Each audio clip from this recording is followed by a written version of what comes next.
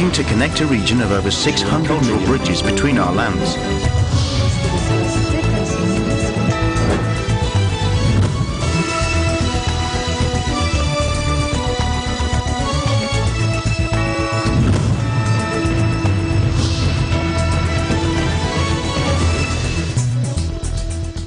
Hello and welcome to ASEAN in Focus. I'm Maricar Velasco delivering to you the latest news in and around the ASEAN region. On today's headlines, Indonesian rescuers battled heavy rains Monday in a desperate search for the survivors after a volcano-triggered tsunami killed at least 281 people. Experts warn that another tsunami could strike Indonesia. Dramatic video posted online showed the tsunami that struck Indonesia smashing into an open-air concert, hurling members of a pop band from the stage and slamming into the audience.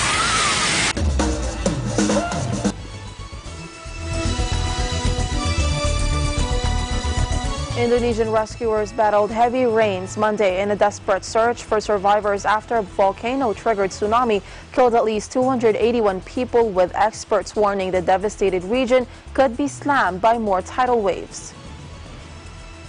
The National Disaster Agency said casualty figures were set to rise as it issued the fresh death toll up from a previous 222 and said more than 50 people were still missing.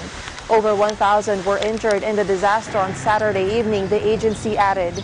Rescue teams used diggers and other heavy equipment to haul debris from the stricken area around the Sunda Strait on Monday as thousands were evacuated from the affected region.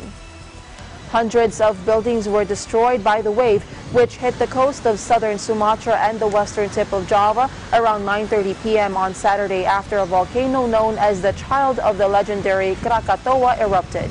The vast archipelago nation is one of the most disaster-prone nations on Earth due to its position straddling the so-called Pacific Ring of Fire, where tectonic plates collide.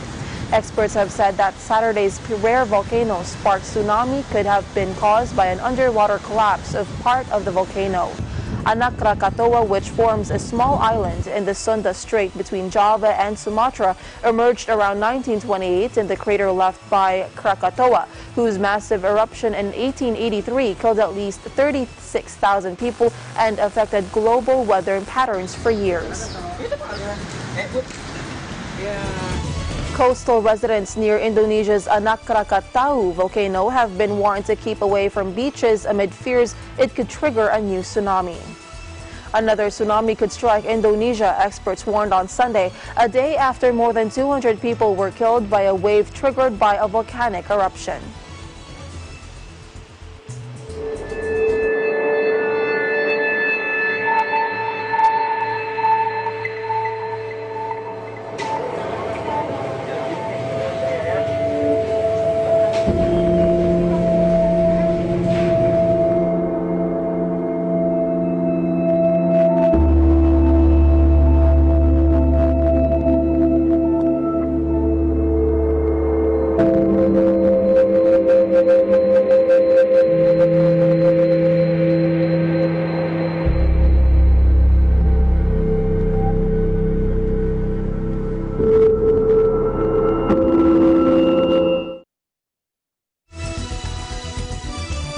Dramatic video posted online showed the tsunami that struck Indonesia smashing into an open-air concert, hurling members of a pop band from the stage and slamming into the audience. ASEAN Shah, lead vocalist of the band 17, later posted an emotional video to his 260,000 Instagram followers in which he said the group's bassist and road manager were killed.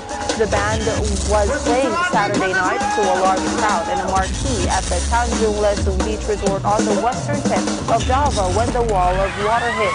On the video, fans can be seen clapping and cheering before a wave rips under the stage, sending the band members and their equipment crashing into the men and women dancing at the front. The shocking video then suddenly stops. Fighting back tears and wiping his eyes, Shah said two more band members, a crew member and his wife, were still missing. 17 posted earlier this week on their Instagram page that they would be playing at the Tanjung Lesung Beach Resort from December 21 to 23. An official at the Department of Foreign Affairs on Sunday said no Filipino has so far been affected by a volcano-triggered tsunami that hit Indonesian coast Saturday evening. DFA Executive Director Charmaine Avikivil said in a report to the media that the Philippine Embassy in Jakarta reported that so far, none of the 220 members of the Filipino community in the area were among the fatalities or injured due to the tsunami. The confirmation came from the National Disaster Management Authority, which reported that there is no Filipino national in their list of those affected. The embassy was also able to communicate with a member of the Filipino community in Banten who said that the tide did not hit their area. As of this posting, the agency continues to monitor the situation in the Southeast Asian nation where the tsunami triggered by the eruption of Mount Krakatoa hit Lampung and Banten. News reports citing the Indonesian Disaster Agency said the death toll has now risen to 168, with around 745 injured and 30 still missing. The DFA, for its part, expressed condolences and offered sympathies to Indonesia and bereaved families of the victims. U.S. President Donald Trump on Sunday offered a message of support after a volcano-triggered tsunami left 222 people dead and hundreds more injured in Indonesia's Sunda Strait. In a tweet, he said unthinkable devastation from the tsunami disaster in Indonesia. The Republican leader tweeted more than 200 dead and nearly 1,000 injured or unaccounted for. He says they are praying for the recovery and healing and adds America is with them.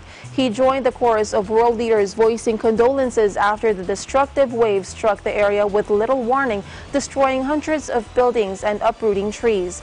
Prime Minister Justin Trudeau offered Canadian support to Indonesia.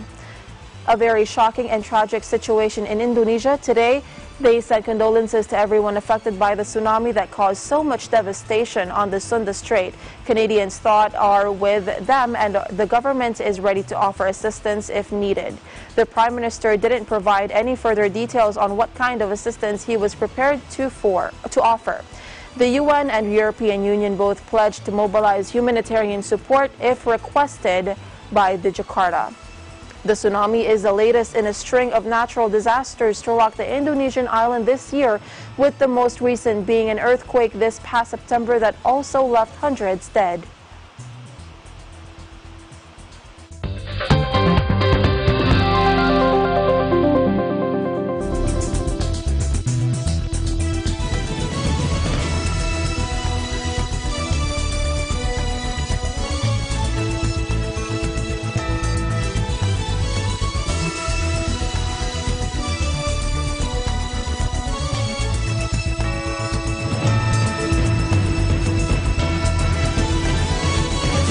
Subaybayan ang bagong news programs ng Net25.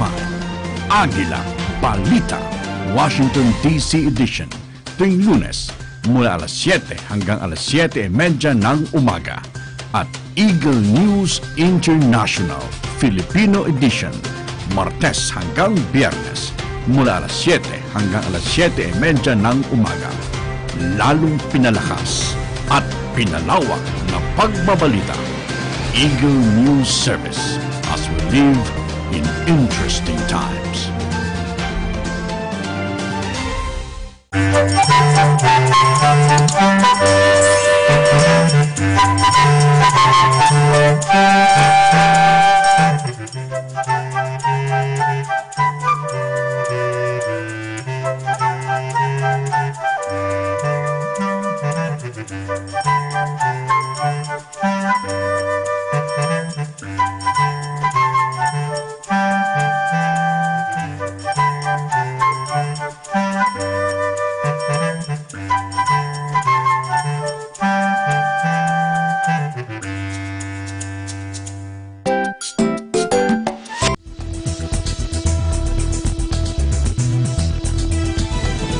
Welcome back.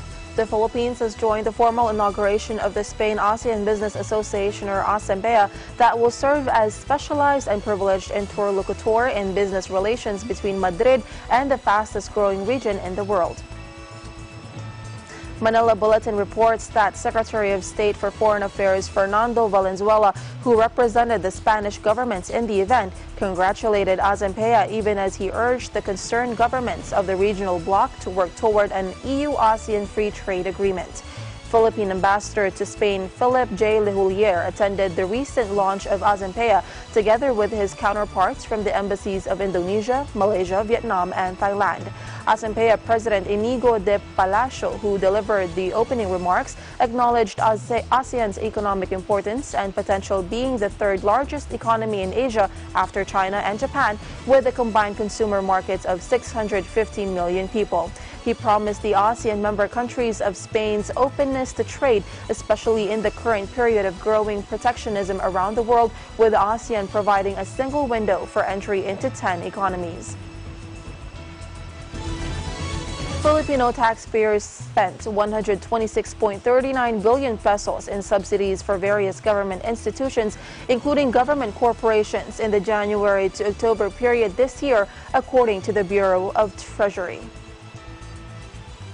In a Business Mirror report, it said, quote, BDR data showed the subsidies extended to public agencies and government-owned and controlled corporations are already 96.41% of the total subsidies extended by the national government in 2017, worth 131.09 billion pesos. In October, total subsidies reached 1.55 billion pesos, which is a 92.08% decline from September's 19.58 billion pesos. Subsidies extended in September were the second highest for 2018. The highest subsidy level granted by the national government in 2018 was in March at 35.24 billion pesos, followed by July at 32.47 billion pesos. The lowest subsidy granted for the year was in January at only 922 million pesos. In October, the public institution that received the highest subsidies were the Philippine Health Insurance Corporation, or PhilHealth, at 5.3 billion pesos, followed by the Land Bank of the Philippines at 4.95 billion pesos and the National Irrigation Administration at 4.83 billion pesos. Those that received the least subsidies were the Zamboanga City Special Economic Zone Authority and the Southern Philippines Development Authority at 4 million pesos each, followed by the Philippine News Agency People's Television Network, Inc. at 7 million pesos. Malaysia's finance minister wants Goldman Sachs to pay $7.5 billion in repatriation over its dealings with scandal-hit state fund 1MDB, a report said Friday, adding to the Wall Street giant's woes. The head of Goldman Sachs defended the investment bank's handling of the scandal-plagued Malaysian fund 1MDB on Friday, saying much criticism of the financial giant was unfair. He says he cannot stress enough how integrity is a cornerstone of their culture. Newly installed Chief Executive David Solomon said in a year-end message to employees. He stressed that the bank was working with authorities to bring to justice the culprits behind a scandal that was roiled Malaysia. Goldman helped 1MDB to issue $6.5 billion of bonds, but Kuala Lumpur accuses the bank and its former employees of misappropriating $2.7 billion during the process. Malaysia on Monday filed criminal charges against Goldman Sachs and 2 of its former employees over the alleged theft of funds used to buy everything from yachts to artwork. The fraud that involved former Malaysian leader Najib Razak contributed to the last government's shock defeat at May elections. Former Goldman banker Nang Chong Hua was formally charged in the case on Wednesday. Malaysia has also taken steps to extradite Nang to the United States to face U.S. criminal charges. Solomon said he was limited on how much to share on the ongoing probe, but defended the bank's role in the scandal, which he said had outraged him. He said while they understand the anger and skepticism, they do not believe that the criticism directed at them accurately reflects who they were then or who they are now. This is according to Solomon to the transcript of the video message obtained by media and confirmed by a Goldman spokesman. He adds they believe that their culture and their processes around their due diligence and compliance was strong at the time and is even stronger today. Solomon, who took over the top spot at Goldman in October, said the bank conducted due diligence of the bond offerings. The Lao People's Armed Forces has received the first batch of upgraded T-72B1 White Eagle main battle tanks from Russia. According to local media, a large batch of T-72B White Eagles NBTs was delivered to Lao in the middle of December. The new version of the Soviet legendary T-72 tank has a Contact 1 explosive reactive armor kit's PN-72U Sosna U gunner's sight with a thermal imager and automatic target tracker, upgraded electronics, and 12.7mm remote weapon station. Russian media claim that White Eagle version of the legendary tank is currently in its capabilities is the best fighting machine in its price segment. Several dozen of these machines have already been purchased in Nicaragua, where they received the best estimates of the local military. A few weeks ago, Laotian Defense Minister Lieutenant General Sengwan Sialayat told Russian broadcaster Zvezda that the LPAF would receive Russian-made weaponry and platforms, including new T-72 tanks and Yak-130 aircraft. Two Reuters journalists jailed while reporting on the Rohingya crisis in Myanmar are set to appeal the decision Monday after spending more than a year behind bars despite global outcry over their convictions. Wallone, 32, and Kiao So, 28, were arrested in December 2017 and later sentenced to 7-year prison terms for what prosecutors said was the possession of classified material on security operations.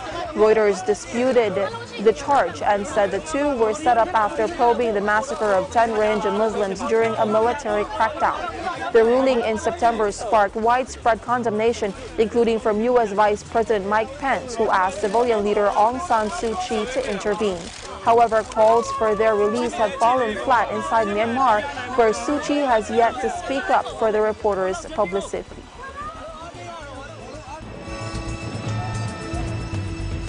ASEAN in Focus will return.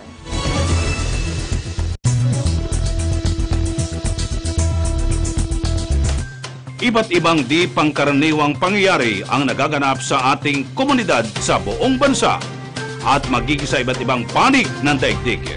Mga pangyayaring nagpapakilo sa damdamin, nagsisilbing inspirasyon at nakakaapekto sa mga mamamayan. Sa mata ng Agila, patuloy kaming maghahatid ng tunay, patas at balanse mga balita na walang ibang motibo kundi serbisyo publiko. Subaybayan ang mga hatid naming balita sa Eagle News PH Facebook at Twitter pages. At sa Eagle News Live YouTube channel. At sa aming website, ang eaglenews.ph. Mata ng Agila! Lunes hanggang Biyernes, alas 6 hanggang alas 7:30 ng gabi. Landmarks, Linggo, alas 6 hanggang alas 7 ng gabi.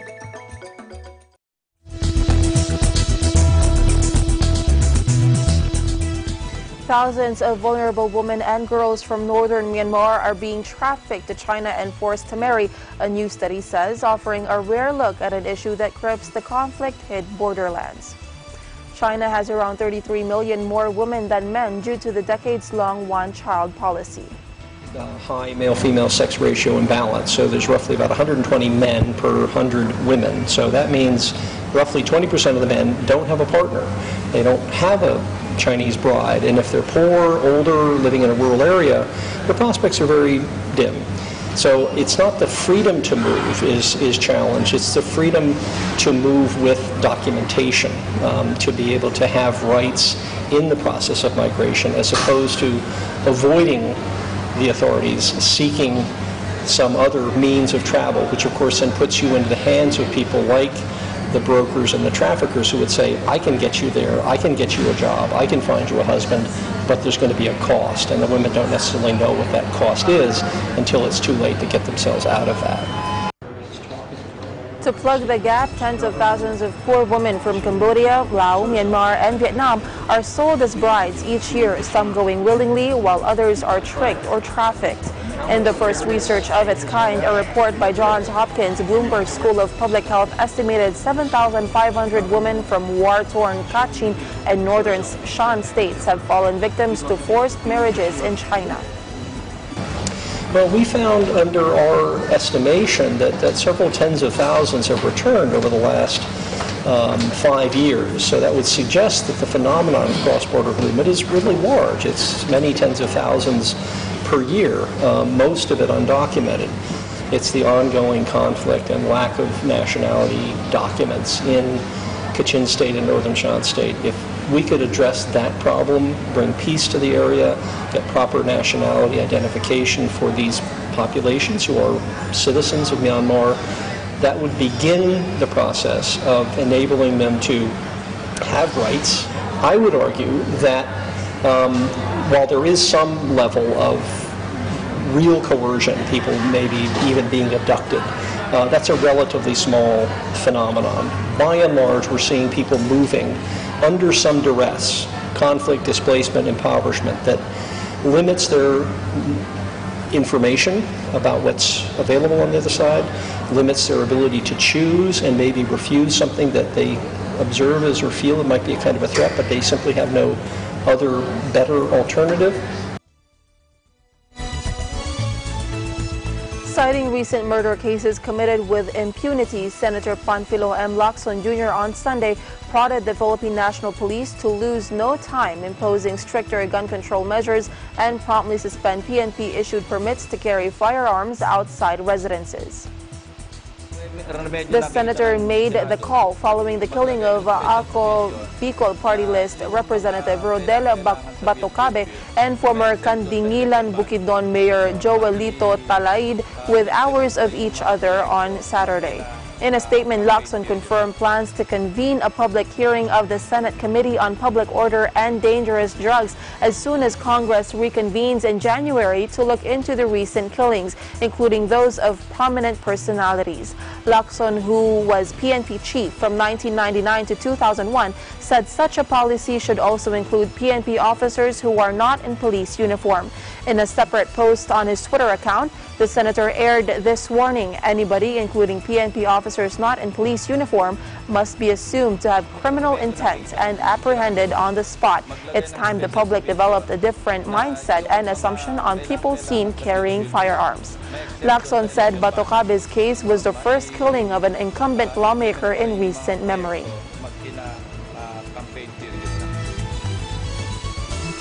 And that is the latest news in the Southeast Asian nations. Stay updated about the ASEAN region. I'm Monica Velasco and I'm 1 with 25.